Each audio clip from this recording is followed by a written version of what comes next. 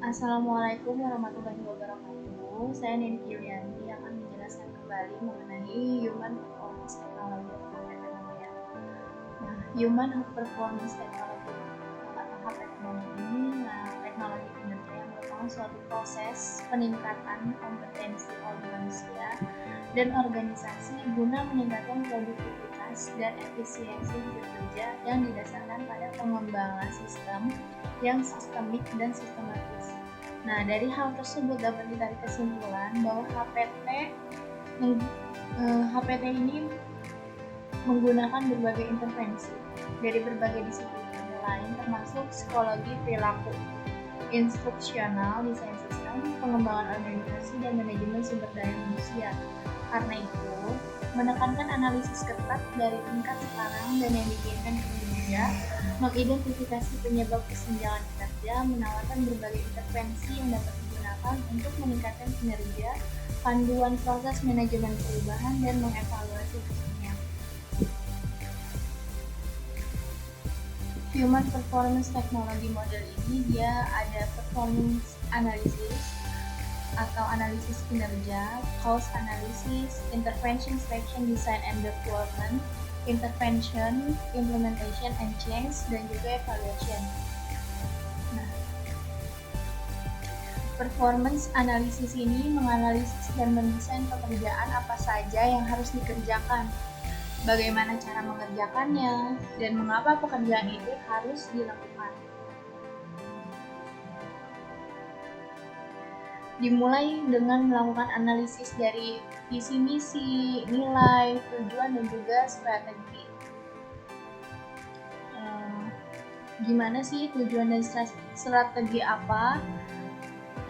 Ya, kesenjangan yang terkendali dan dari berbagai faktor. Kemudian diteruskan nih pada tingkat hasil yang diinginkan dari kinerja itu sendiri, apakah masih ada kesenjangan, atau melakukan analisis lingkungan baru yang bisa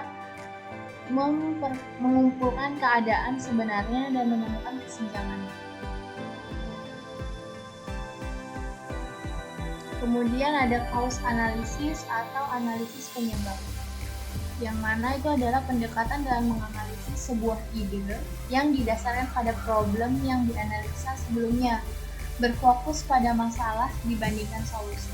Analisis diawali dengan membuat list problem dari sistem, kemudian diurutkan berdasarkan prioritas dari yang terpenting sampai ke akar dari sebuah masalah itu bisa disebabkan.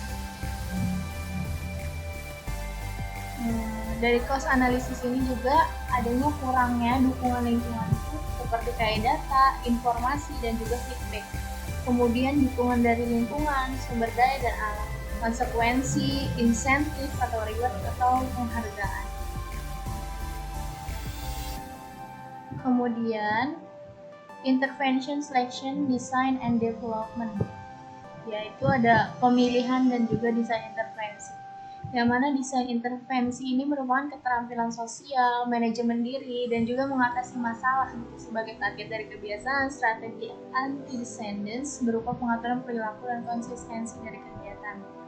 Nah, pemecahan masalah dirumuskan dengan berbagai alternatif intervensi yang mungkin dilakukan oleh organisasi untuk mengatasi sebuah kebuntuan. Nah, intervensi ini dapat dilakukan dalam bentuk rekayasa organisasi. Pelatihan, mentoring, atau coaching itu adalah contoh dari pendekatan yang dapat dilakukan dalam pemilihan desain intervensi. Intervention, implementation, and change, yang mana itu adalah pemilihan pelatihan sebagai suatu intervensi yang diharapkan membawa dampak yang signifikan terhadap kinerja organisasi. Di antaranya, perubahan manajemen, proses berkonsultasi, pengembangan pegawai dan komunikasi, hubungan sosial, dan juga membangun perserikatan.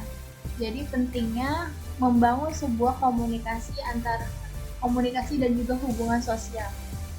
Dari hasil tersebut, kita juga bisa menilai apakah pelatihan ini benar menjadi solusi yang tepat sebagai pemecah kebutuhan masalah. Kemudian ada evaluasi, yaitu langkah mengevaluasi yang dicanangkan untuk meyakinkan diri dari adanya perkembangan yang dihasilkan oleh intervensi pelatihan yang telah dilakukan. evaluasi.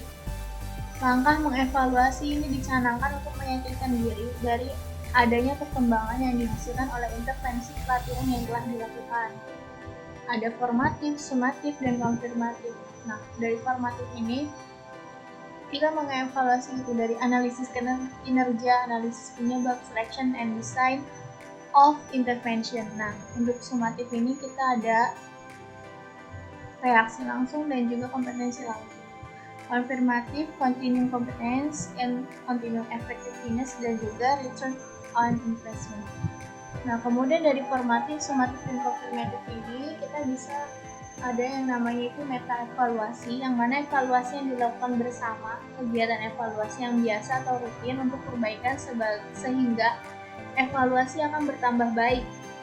Evaluasi meta dilakukan berdasarkan pengetahuan bahwa evaluasi merupakan pelajaran, pengalaman bagi mereka yang terlibat, sehingga evaluasi dapat dikembangkan selagi dalam proses evaluasi berikutnya dapat lebih berhasil.